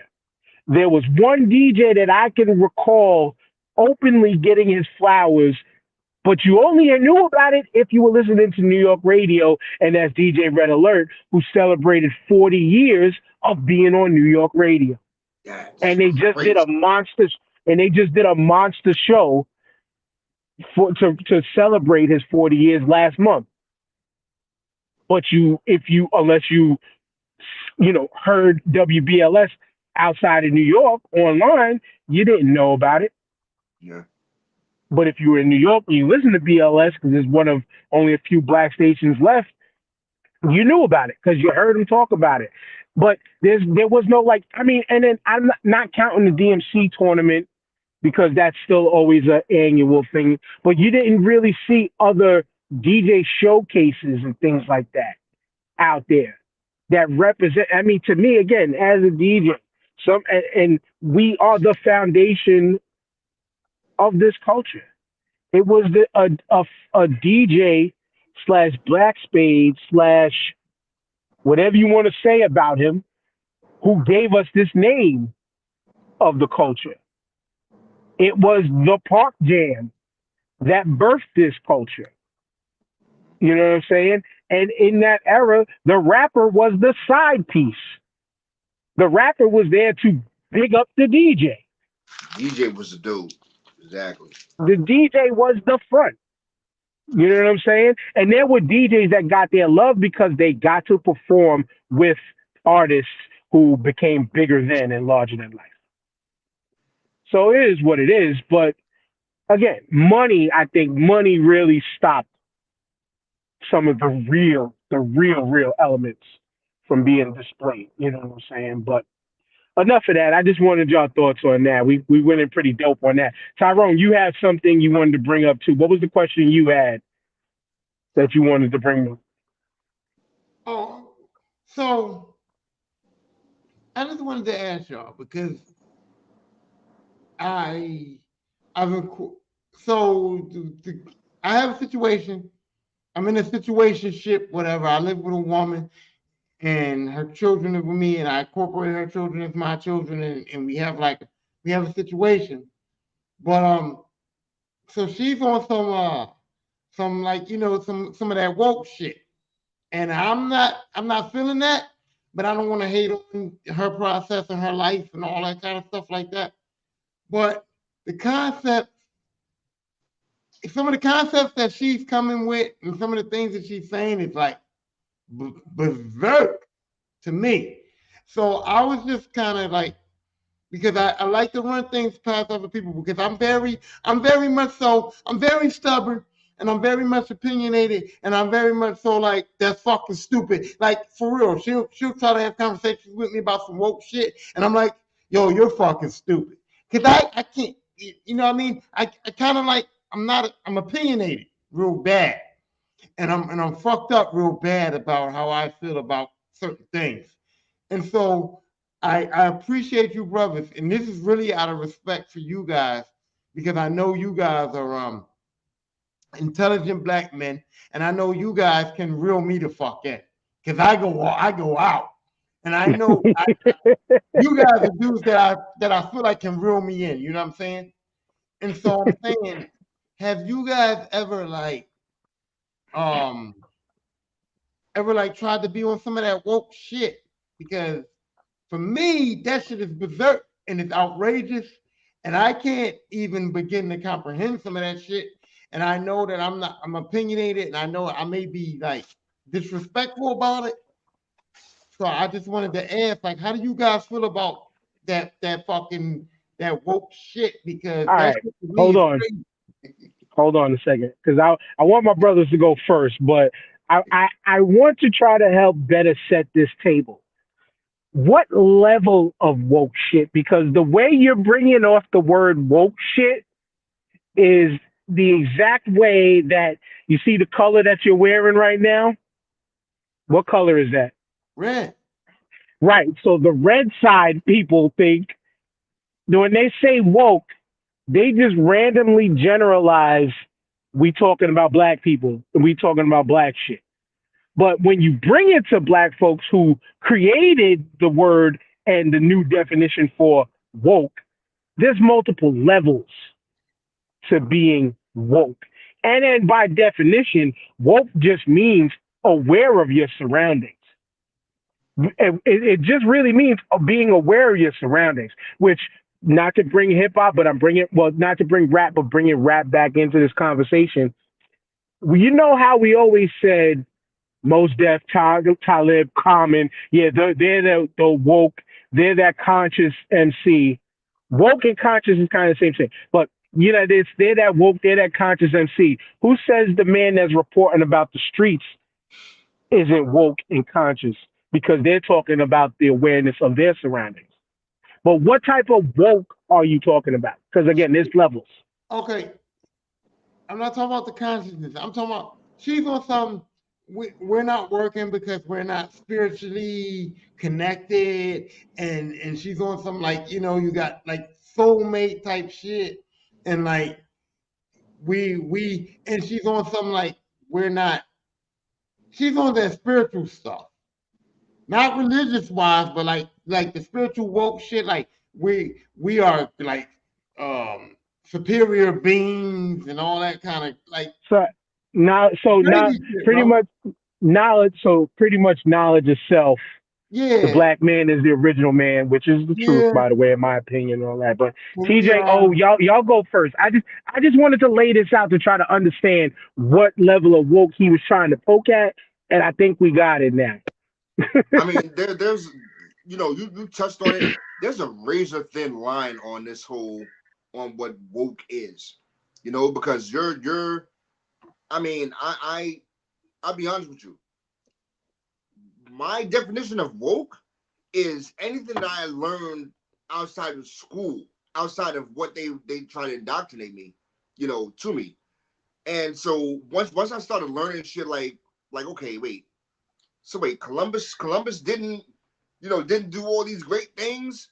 That was on that path of being woke. You know what I'm saying? That once you start going down that rabbit hole and shit of seeing what this guy was really about, that's on that. So, I mean, I don't know, man. I say to give it a chance, but once you, I mean, it depends. It depends on how crazy she's, trying to put her beliefs on. What crazy beliefs she's putting on you. So I don't know. You didn't really give any details and shit, any examples. You need more context, but Right.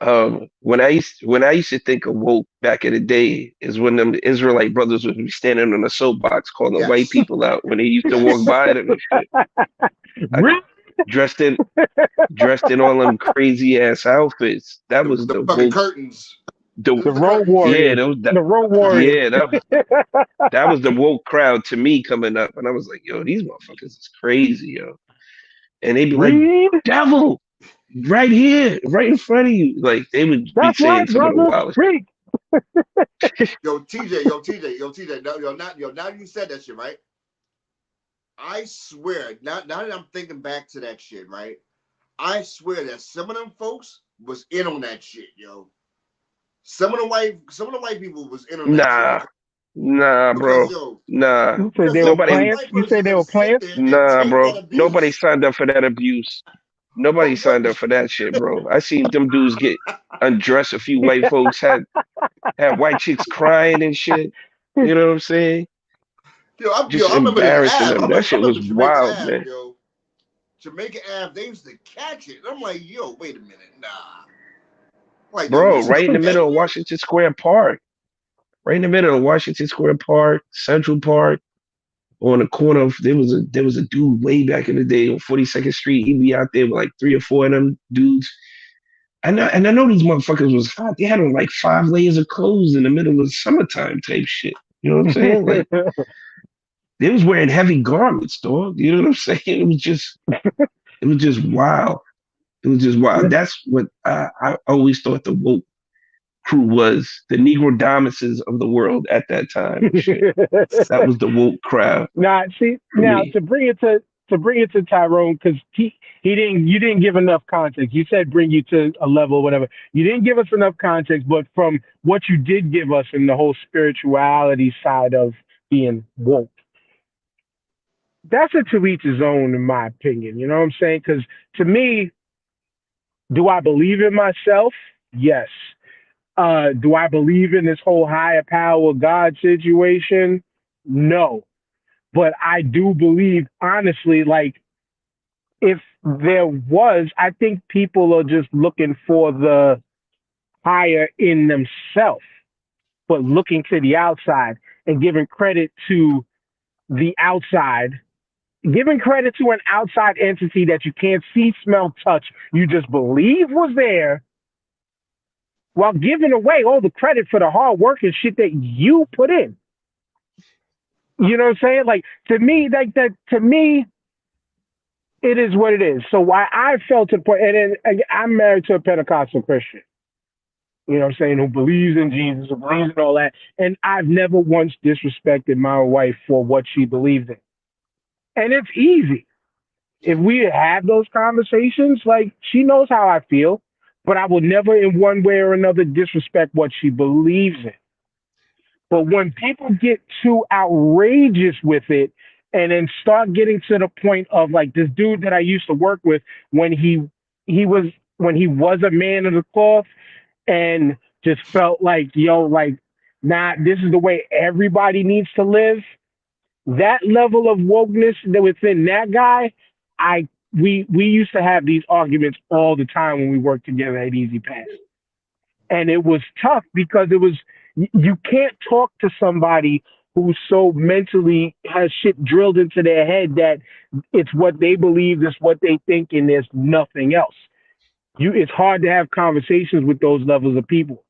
And then once they start putting it to where they're encroaching it into your life, I can see where you think certain things can feel crazy, Tyrone, because that's a problem.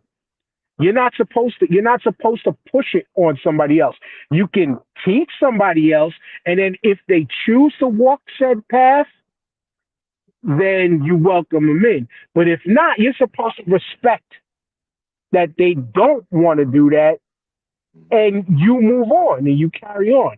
You're not supposed to try to browbeat somebody into what you believe in.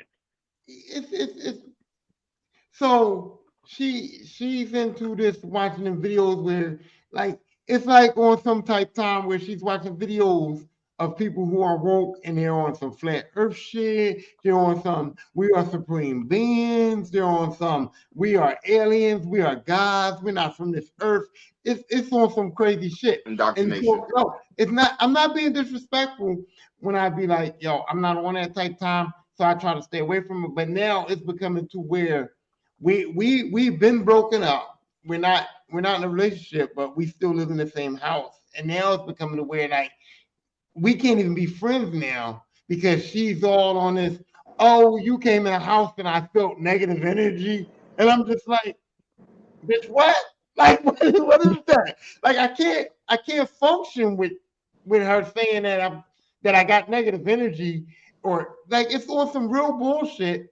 And so I tried to like understand She it. on that she's on that your presence disturbs me type shit. Right, yeah. So you know what I do? I get some of this here, and I'm like, you and I put get on my you video put the game. spirits in you. I get some of this here, and I get on my video games, and she wants to still have these conversations. And I don't want to be disrespectful. I don't want to. That's her process. That's what she believes. That's her spirituality, whatever. But fall back on that because once some of this here is going on, and I'm trying to play my video games, you are disturbing my peace. Then we get into arguments. And flat Earth shit to me is stupid, and alien shit to me is stupid. And Wait. Hold There's on. Because one key word you just said. this is crazy, bro. You can't have flat Earth and aliens in the same sentence, nigga. That shit just it's don't add up. new, Don't. new. You What's can't going on say in my house? aliens and flat Earth, Well, bro. here, It's here, one here's or the other. here's something for here's as soon as you said flat Earth, you should have said, and this is with no disrespect, but with all disrespect, anybody who believes this Earth is flat, you should have kicked them out a long time ago. That's number one. That and I say that as your man, your brother, and all. Flat Earth, no. Is the Earth perfectly round? Absolutely not. That's been proven. The Earth actually is more a little oblong than round. That Hey, this unconditional side, love. but but Unconditional but love is a fucked up thing, bro. but it is. But are we the only things within this whole universe? Absolutely not. You have to be a damn fool to think Yeah. that we are the only living, breathing things that are similar to us within this entire universe. So the alien portion, it depends on how crazy. Like if you're talking X Files, people with green heads and long ass necks and bodies and shit, nah, slow that down. But is But there how are other life? aliens landing on a flat Earth? How are aliens That landing on a part, flat Earth, bro? that forget that part. Like I'm saying, like anybody who thinks that we are fucking spinning around in an ice barriered Technique 1200 turntable, you're fucking crazy. That's Yo, crazy. TJ, you're asking the wrong people. You need to be asking Mulder and Scully. Don't ask us. All right? We don't have the answers. But they didn't think that the Earth was flat. No, they damn sure didn't. But them motherfuckers were seeing aliens though. But you see, but that's No, different. See, I'm the all aliens. listen, I'm with you, Dan. I'm all for it because the galaxy is way too big just for us. Yeah. How narcissistic do you have to believe that we as a species are the only species in the entire galaxy? Like Dog, just you want to know? us. And we You want to haven't know where the figured shit out yet. We you can't want to know where we the can't we narcissism can't starts? explain the pyramids, but we're the only people out here that can do this You shit. want Like to you want to you want dude. to know where the narcissism starts? And no disrespect to any of y'all out there, but them books that keep people mentally trapped into there's a higher being. If you believe that there's a fucking higher being, and again, take me as disrespectful, I'm sorry. But if you believe that there's a higher being outside of this planet that had created all of this, then why would you assume that we're the only things within this universe? That's what you just said, TJ. That's fucking narcissistic. That's narcissism at its finest. To think that Yeah. we're the It only just things. I'm not. you cannot think we're only out. This is just us. Don't worry, that day is gonna come. It's gonna come. Maybe I'll be here to see it. Maybe I won't.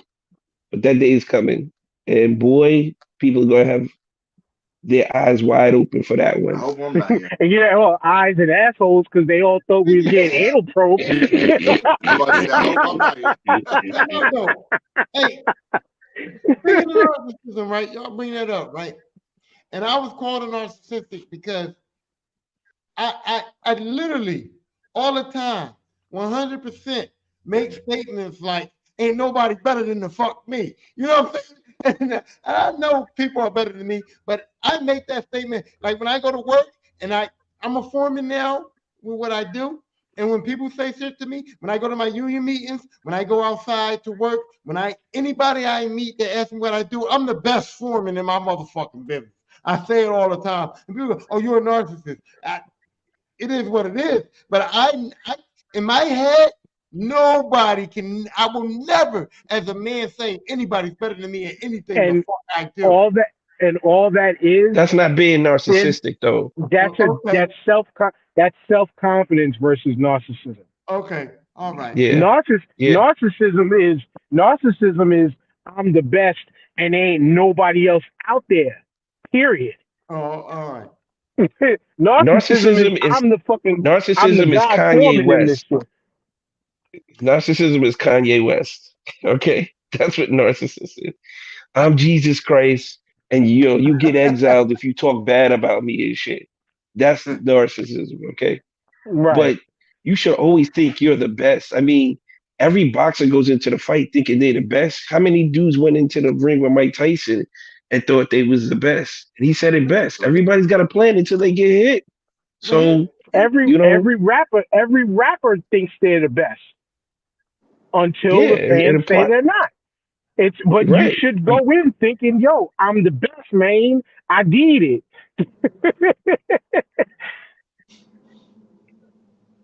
You know, if can't Soldier tell Boy me thinks he's better nothing. than Nas, then that's what he should think until he Exactly. meets Nas in a battle, and then we'll see what happens. Exactly. Like you should have that quote unquote level of self confidence. Mm. You know what I'm Look, saying? nobody's gonna you if you can't have the hype, the confidence to respect yourself to think I can achieve a certain level, nobody's gonna have the confidence to back you either. They're like, yo, that's sucker sauce over there. I don't want to be bothered with nobody who don't think highly of himself. What kind of backing do I give to a dude who don't believe in himself? That shit is trash. Get out of here. You deserve whatever you get after that. Mm. So But yeah, that's not you're you know not what's being narcissistic. trash though? You know what also is trash though is no matter how good you think you are, when people still don't believe in what you do, that's trash. Yeah, That's trash. And I can try. I feel like I've been going through that my whole life, where it's like, yo, I know I'm good at what I'm doing. I know I'm presenting. I know I'm delivering something. This podcast. I know we're delivering something that is really good, but yet people ain't coming along. But you know what, Dan? When I look into my TikToks, I look into my podcast, I look into everything that I do, I look into what I do in life, and at this point, I don't give a fuck because when I quit my podcast because I had quit, it was like nobody appreciates this shit. Nobody's listening. I'm doing it for nothing. And then when you talk to me, it's like just still do it. And when you told me to like keep going, I was like, all right, fuck it. I'll keep going because I felt appreciated. When you said that, I felt like, oh, and it only took one person. I'm about It to only say, took it one only took person. one. It only took you to say, hey, I listened to an episode or two, and your shit's good. Keep going. And then that one person was like, oh, somebody appreciates this shit. I'm gonna keep going. But now my mindset is I don't give a fuck. I really don't. I'm just like, look, I'm having fun doing it. I enjoy doing it. And so it's for me now. There was a time when I quit my podcast that my mindset was this is for other people, and other people don't like it. They don't want it, so I'm not gonna give it to them. But when you did that for me, and you said, "Hey, I like it," and then I started going, you know what? I like it too, and that's now I do my podcast for me, and I don't give a fuck. And Tyrone, and see, and that's a battle that it took growth for me. Again, this podcast, I think next year makes 9 years of this podcast, the Star Five podcast. Which, by the way, shout outs, no hate, but shout outs to Jadakiss, who they call their show the Start Five, but they're backed by DraftKings. But I digress on that. But no hate, no shout out. Shout outs to them. But yeah, it's shit like that happens where I mention a show like that happens to just take our name, which I can, in some respects, I want to say I took this name from other people, but when we founded this podcast, I made sure that nobody was active using this name. I made sure, and part of my disputes and self doubt and battles within. Part of my depression that I've went through that I've talked about was because of this podcast, because I felt, yo, nobody's listening. You know, what do I keep putting all this money out for to make sure that we're streaming every week? You know, people asked us, yo, you gonna go live? Is there a way we could call in, whatever, whatever? That's when we started to do the show on Blog Talk and things like that. And it was, yo, I'm trying to give y'all what you asked for, and y'all aren't coming through and giving it up to us. You know what I'm saying? But then it was like, you know what, fuck it, we're still gonna do what we're gonna do. Then it was like, I ran through so many levels of depression doing this shit that eventually, after the last bout last year, when I really debated ending all of this, I got to that point of, you know what, fuck it. I still love this shit a little way too much. That why the fuck am I gonna give up on this now? We took a month, almost 2 month break because I needed to just stay away. You know, wasn't invited back on one show, but I still had my home. I still had our home to come back to. You know what I'm saying? And I got to the point where, like you said, Tyrone, it took for me, it took just a battle within the spirituality in my own self to be like, you know what, fuck it. Nah, we got to keep this going because I still have an end goal for this that will help and benefit all of us if we can achieve that goal. You know what I'm saying? And that's just the self spiritual, if you want to call it to a spirit, I'm calling it to my self confidence, drive, and determination that I have to see us all win to keep this shit going. You know what I'm saying? So to wrap this up, because we're done, we got a little sappy. We went a little off on your woke comment. But next time, come with a little more fucking context for us, so we can do this, so we can actually get into what you're talking about the right way. But I will close with this, Tyrone. If they're flat earther, what's the name used to say? Exit stage left, or do like what Uncle Phil did to Jazz, or do what Martin used to say. Get to stepping. There's no place for flat earthers. Okay, there's no place for flat earthers. Look, There's none. look. This is a woman that I unconditionally love, and she ain't never gonna get to step. But just stop talking to me when I'm doing this shit here. You know what I'm saying? When I'm doing this shit here and I'm playing my video games, just stop talking to me. Yeah, that's you. Thank God it's white and not brown, boy. If it was brown. If it was brown, Big O, we would have to be putting out press releases on the podcast like, we don't associate or affiliate with those types of people that beat up on their elders. And I we have to do the fucking Law and Order SBU shit. Dum dum. Yeah, but not fully, not full Law and Order. Like, we're breaking out the blue light to see this man left semen samples under the stove. We're not. Yeah, man. We're not going that but far. like, I'm gonna show you what an alien is. Well, yo, we done. TJ, you were late today, so you know what to do.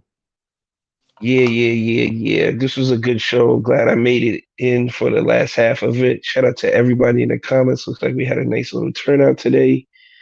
Shout out to Listener with his wild ass topics. I love it. Hope we got some crazy shit next week. We'll discuss it. We definitely getting in the show in next week, so I'm not even worried about that. Big O, good to see you. Yes, I do live indoors. I do have a roof over my head, so see me outside and shit. Yeah, you know what I'm saying? No tent city for the kid. You know what I'm saying? But I can't wait for the flat earthers to meet the aliens so we can really squash all the bullshit and have them come to an agreement about what's real and what's not. And everybody have a safe and happy holiday, family gathering on Monday. Enjoy your time with your family and friends, and that's all I got. Peace. we got a We got to question the aliens, TJ. Like, yo, how did you land on this 45 RPM turntable we on? Oh, it's on you. Sir, yes, sir. It's your boy Big O, man. Great show, man. I enjoyed our conversations and back and forth, man. It was fun. It was fun, man. I'm gonna get back to this Christmas shopping, blow the rest of my money on this goddamn shipping and shit. But yeah, man, yo, great show. I know we're gonna have one more before the year is up. Can't wait, man. Cause yeah, we got a lot of year in review shit, a lot of bullshit we gotta cover before the year is up. Trump, you know, yeah, man. Can't wait. Well, I will tell you, the year in review always takes place, the first episode of the next year. The So we new, always do a yeah. recap. Yeah, we always do a recap the first episode of the next year, and We could we're we gonna could talk do about some because I want to. resolutions though. You do some resolutions Yeah, if we can do y'all. something like that, and then also too, I'll tell you off air what I want to build on next week's show. But Tyrone, Um, I think that we need to figure out a way to lock your position in because I don't appreciate the fact that TJ can come late and kick me out of the hooks box every time he fucking shows up late. So I feel like if I'm on time, I should be locked into the fucking hook box. You know what I'm saying? Because it's not fair. I really feel like it's disrespectful when I show up on time and I get the hooks box and then TJ kicks me out. So I'm just gonna put that out there that Dan, you the tech guy, maybe you need to figure out a way to lock me in my spot. You know what I'm well, saying? I can tell you exactly how that happens. It's because back a while back, I gave TJ the way to do the to master login to run the episodes if for some reason I couldn't be there, Well, or we needed a stable connection. give it to me because he's fucking late. I earned it now. I'm on time. Okay, so run that hooks box to me because I appreciate it, and I'm the only one doing the hooks commercials. I do hooks commercials all the time on TikTok, so I think that I deserve that respect. That's all I'm Well, gonna say. Leave it at here's that. another here's another option for you. And if you're done with your shout outs, here's the other option for you. You can do a virtual background on here if you ever go into the settings, and we could all put the hooks box behind our dock. So you could always be inside that box that you know You're you like. forcing me to do the work. You gotta take responsibilities for the fact that you letting your man No, no, fucking bum I'm, me I'm, out. I'm, I'm okay. Hey Dan, the We'll way the leave it like way that the then. way it's going the way it's going at his crib, that might be the only box he's getting. You know what I'm saying? So I'm almost done, and I just want to say this. I just want to say this. Show respect to the champ. Show respect to the champ right God here. damn. You know what I'm Yo, saying? Nah, Show that's respect fire. to the That's the whole champ. fire. family didn't hear that, boy. I'm in the building, and like Oh, I he didn't hear said, that. He's gonna have to hear it on the anybody playback. He's gonna have to hear it on the Anybody on playback. the Oh. starting five, anybody on the starting five podcast, or anybody listening, or anybody in the comments, if you want to shout at the champ, the listener podcast, come on over and you can be a part of this. Because the Nigga, belt somebody champ took a is shot here. at the champ. You missed it. Tyrone, Tyrone, you know how quick that match. This, if I were to go wanted to take that belt from you, this is as simple as finger poke of doom and it's over. Finger poke of doom. Hey, the Miz almost picked Gunther, so you better watch yourself. All right, Rey Mysterio. And with that being said, hooksrub.com, get 20% off your order. Use the code starting five. Next week sometime, I'll be a year older. Well, a number older. But Oh, Monday. yeah, that's right. So we'll be back sometime next week. Another fun show. Peace. Sure. The champ